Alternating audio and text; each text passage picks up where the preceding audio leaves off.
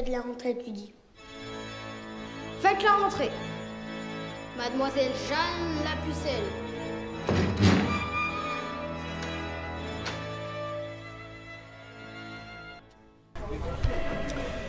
Qui était vraiment Jeanne la Pucelle? C'est une étude complète de tous les textes du XVIe siècle. C'est, en dehors du Christ, le personnage humain le plus connu dans le monde entier, y compris dans les pays asiatiques. C'est une femme extraordinaire, c'est une femme d'un courage physique, elle va être blessée gravement, elle va recevoir un trait qui lui traverse l'épaule, elle va avoir une cuisse arrachée lors du siège de Paris, elle a une force de caractère invincible, elle ne cédera qu'à la fin à un désespoir qui aura été déjà son désespoir quand on va l'arrêter, et qu'à la tour de Beaurevoir, là, ces geôliers discutaient avec Cauchon et les inquisiteurs pour la vendre, en somme. Elle va être vendue et elle va se jeter de la tour de Beaurevoir. Et on lui en fera le reproche en lui disant « vous avez voulu vous suicider ». La chose reste entièrement ambiguë, puisqu'elle dira « je ne voulais en aucun cas être livrée aux Anglais », ce qui évidemment pose de nombreuses questions. Elle va revigorer l'armée française par son intelligence, son entregent, sa force qui va rassembler les hommes. Elle va être prise comme compagnon par qui? Par La Hire. La Hire, c'est un colonel de parachutistes, La Hire. C'est une brute. Et voilà qu'il a à côté de lui Jeanne. Et tout à coup, dit l'écuyer de Jeanne, elle fait un signe à La Hire, elle lui dit « La Hire, nos hommes faiblissent, chargeons !» Et alors, ils baissent leur lance et ils chargent.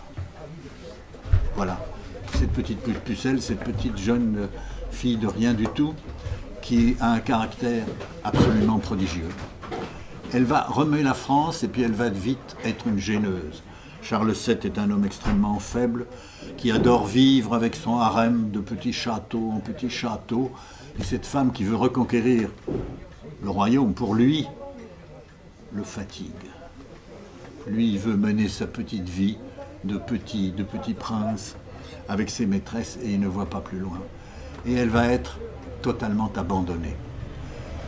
La reine des 4 royaumes, la belle-mère de Charles VII, qui a probablement tout manigancé, car vos couleurs, elle y va une première fois, c'est raté. Mais la seconde fois, il y a une expédition militaire qui vient la chercher de la part du roi. Ça ne se passe pas du tout comme dans les légendes qui circulent dans les petits livres, elle n'y va pas comme ça par hasard. Tout est arrivé pour son annoncer, pour son arrivée. Elle est annoncée, elle va être reçue par la reine des 4 royaumes, elle va être reçue par la reine elle-même, par la belle-mère du roi, puis par la reine elle-même. Et l'histoire de la reconnaissance du roi au milieu de plusieurs courtisans est une plaisanterie d'un goût douteux. Naturellement, elle savait très bien qui était le roi. Et il n'y a pas de problème. Et dès ce jour-là, le mystère commence. Ça va être le signe. Elle va dire quelque chose au roi. Et c'est le signe qui va la suivre partout. Quand elle s'est interrogée par les théologiens à Poitiers, elle dira « ils m'ont argué sur ma mission surtout ». Et puis le roi leur fit savoir le signe, et alors ils cessèrent de m'arguer. Et puis, nous ne pouvons faire qu'un court résumé. Vous avez dans la récollection du 2e procès de réhabilitation, 25 ans après le procès de condamnation, 3 ou 4 lignes de Jean Bréal, l'inquisiteur de France, qui organise ce procès de réhabilitation et qui écrit « Depuis l'arrivée de Jeanne à Chinon, il y eut de grands mystères, des mystères si profonds que seuls Jeanne et le roi les connaissaient. Il ne nous appartient pas à nous aujourd'hui, en 1456, 25 ans après, d'essayer de les approfondir. Quant à la fin, tout devient, dans le procès de condamnation, puis dans les témoignages du procès de réhabilitation, si confus que l'on n'y comprend plus rien. Elle est poussée au désespoir. Et tout mouillé, l'un des dominicains va dire, je la trouve un jour s'arrachant les cheveux, et vous me disiez il y a quelques minutes, mais elle a accepté qu'on les lui coupe. C'est une expression, s'arracher les cheveux, ou bien est-ce l'une des multiples contradictions. Et puis Cochon entre dans sa cellule. Évêque, évêque, je meurs par vous. Vous deviez me mettre dans une prison ecclésiastique avec des femmes, et vous m'avez relivré aux Anglais à nouveau. Mais là, Et alors, Cochon lui répond, ah Jeanne, prenez-en patience. Tout, à nouveau, est mystérieux. Qu'est-ce que veut dire ce prenez-en patience de Cochon, qui ne sera pas remis en cause par des études très approfondies de ce passage. ouais, est-ce qu'il est véritable ce passage? Il est très douteux, là, ce alors, témoignage. Ce qui n'est pas Extrêmement douteux, douteux, c'est que bah oui. probablement Jeanne la Pucelle est bien dans la prison de Rouen le 30 mai 1431 à 8 h du matin. Ça, c'est certain. Ouais. Alors, le dialogue est rapporté Absolument. par l'un des dominicains et il ne me paraît pas que ce dialogue puisse être mis en cause. Vous me posez un détail, tant pis. L'Aners est donc ont remis en cause une partie dans un petit opuscule un peu moins connu qui ne remet pas en cause la réponse de Cochon, très bizarre, prenez-en patience. Alors, il se dira beaucoup de choses, il se fera une information posthume où Jeanne abjure tout ce qu'elle a dit, tout ce qu'elle a fait, tout ce qu'elle a écrit. C'était jamais existé. C'est prouvé maintenant. Ah oh, monsieur, rien Il n'y avait pas d'abjuration. C'est Ah non, absolument je vous parle pas, prouvé. je vous parle de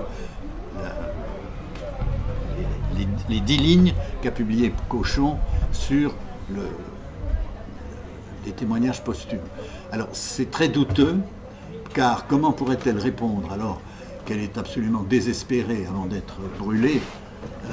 Comment pourrait-elle répondre? Mais elle a répondu, qu'est-ce qui est absolument sûr? Qu'elle a accepté de ne pas couper ses cheveux en rond, Oui, oui, oui. de mettre l'habit de femme, qu'on l'a mis d'ailleurs tout de suite, là, on l'a mis par-dessus de ses habits d'homme, on a mis une espèce de robe féminin. Et de ne pas faire la guerre. Mais l'abjuration, tout ce qui a été après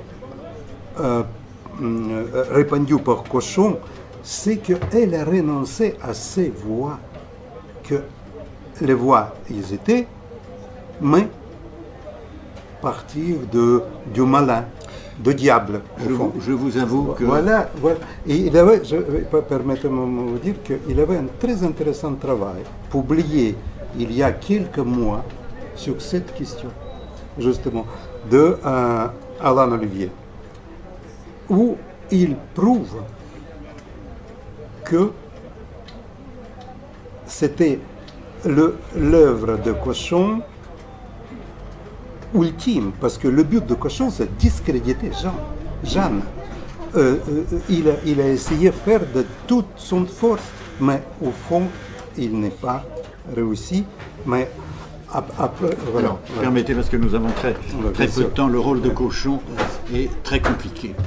Quand elle est prise à Compiègne, Cochon et les Anglais vont faire des efforts pour qu'elle ne soit pas jugée à Paris.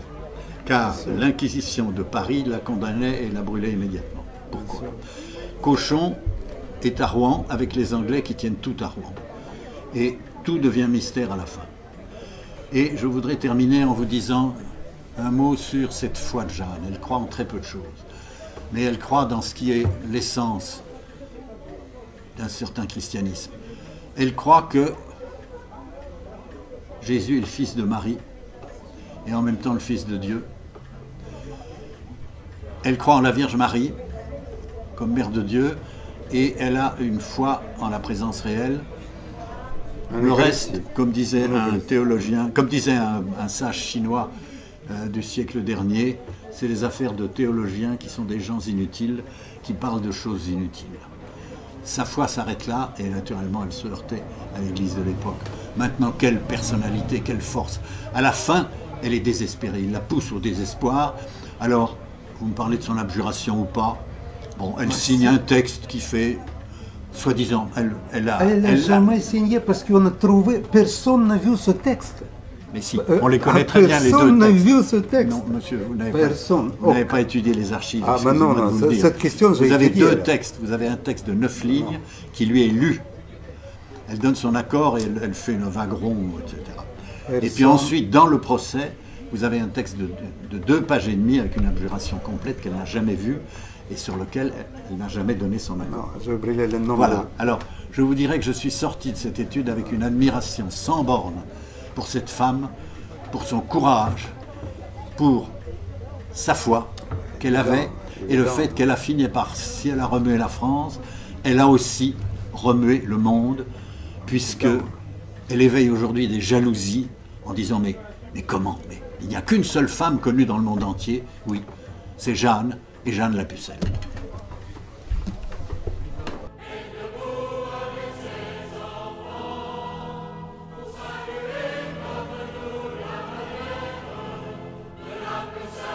Quelle preuve donnez-vous que vous ayez ces révélations de par Dieu? Croyez-moi si vous voulez.